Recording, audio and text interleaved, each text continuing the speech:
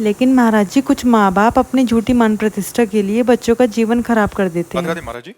महाराज जी, हम अपना जीवन साथी स्वयं चुने और शादी होने तक पवित्रता के साथ रहें तो क्या ये गलत है या सही? बहुत सुंदर है, बहुत सुंदर है। दोनों शादी जब तक ना हो तब तक ब्रह्मचर्य से रहें, पर माता पिता का आशीर्वाद जरूर लें, माता पिता की अनुमति जरूर।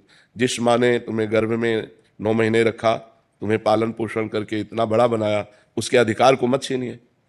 दोनों उन माँ पिता के चरणों में झुकिए कि हमने दोस्ती कर ली है और हम दोनों आजीवन के लिए पाणी ग्रहण करना चाहते हैं, आपकी अनुमति, आपका आदेश, आपका आशीर्वाद चाहिए, इतना जरूर करना चाहिए। ये जो आजकल के बच्चे हैं, मनमानी आचरण माता पिता की एक नहीं मानते हैं, वो बाद में दुख ही पाते हैं, पक्का समझ लो। जब हमारे पुराने समय में किसी का पाणी ग्रहण होता था तो गांव भर के देवता पूजे जाते थे, बड़े बुजुर्गों की पूजा की जाती थी, सबका आशीर्वाद लिया जाता था कि हमारा पाणी ग्रहण संस्कार आजीवन मंगल में चले। अब आजकल क्या है, न माँ की मानना न पिता की मानना, आज इस लड़के से बेविचार, कल उस लड़के से बेविचार, और फिर शादी, और फिर ब्रेकअप, और फिर डिवोर्स, यही सब चल रहे हैं। और क्या चल रहा है? कहीं शासन नहीं, कहीं किसी तरह की मर्यादा नहीं, घर में किसी की आन मानती नहीं है, न मानते हैं बच्चे तो आगे चलकर शराब पीते हैं, ड्रग्स, इधर उधर बेविचार, और अगर ब्याह कर दो तो भाग जाती है, अगर ब्याह कर दो तो डिवोर्स कर देती है। मेरी वाइफ डेली मेरे से मनी की घोषणा करती है। मैं महीने में भी पैसा देता हूँ, फिर नाम भी जप करता हूँ, जैसे आप बोल रहे थे अभी कि नाम भी जप कर रहे हो और किसी को दुख भी नहीं देना, मगर बीवी को पैसा नहीं देते तो वो भी दुख में जाएगा। नहीं, ऐसे नहीं उचित।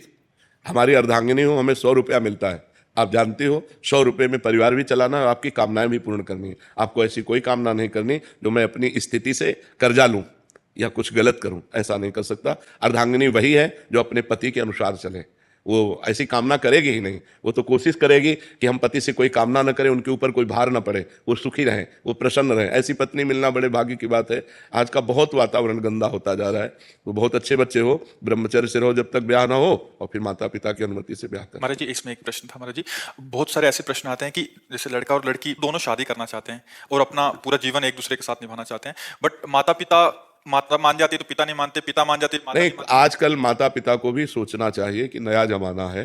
अगर वो आपसे अनुमति ले रहे हैं, आपके पैर छू रहे हैं, तो आप उसका आदर कीजिए। ज्यादा बड़ी वाले बन करके बात करोगे तो फिर अपमान भी हो जाएगा, आपकी बात नहीं मानेंगे। बच्चे हैं, नौजवान हैं, तो थोड़ा सा देख लीजिए। माता पिता को भी चाहिए कि अगर बहू और बच्चा दोनों प्रेम करते हैं तो उसमें ये पक्ष नहीं देखना चाहिए, उसमें लड़ाई झगड़ा वाली बातें नहीं मन में लानी चाहिए कि अगर तुम इससे ब्याह करोगे तो हम तुम्हारा त्याग करते हैं, ऐसा वैसा। माता पिता कहते हैं कि हमें समाज का भय है, समाज कोई आज का समाज का तो भय रह ही नहीं गया है। वो माता पिता अब गलत कहते हैं, समाज का भय कहाँ रह गया। पूरे गांव में अगर एक आदमी शराब पी के आता था तो जूती आया जाता था।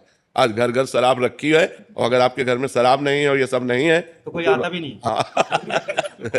तो महाराज जी, माता पिता को मतलब इसमें सहमति देते उचित देख करके मानना चाहिए। लड़की से बात करना चाहिए कि फ्रॉड तो नहीं है जो ब्याह के बाद जेवर लेके भाग जाए। ऐसे भी हो रहे कि ब्याह के दिन दूसरे दिन बहू का पता ही नहीं चला, भाग गई वो अपना जेवर। तो 2-4 बार लड़की से मिले, उसके घर वालों से मिले, उसका व्यवहार देखे, उसका चरित्र देखे। लड़के से मिले। हाँ, ऐसा चाहिए, ऐसे ही संबंध होता है, और फिर ब्याह कर दे।